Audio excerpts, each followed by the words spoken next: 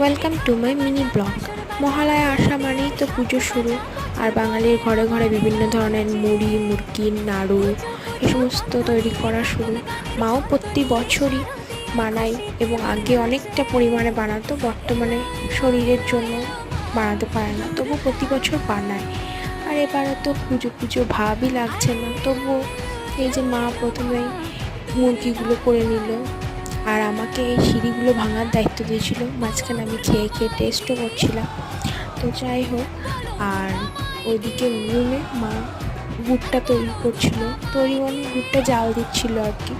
আর মা আমাকে দেখাচ্ছিল যে এইভাবে গুড়টা চিট হয়েছে কিনা দেখতে হয়। আর তারপর আমি মায়ের সাথে একটু সিঁড়ির নাড়ুও পাকিয়ে নিয়েছিলাম।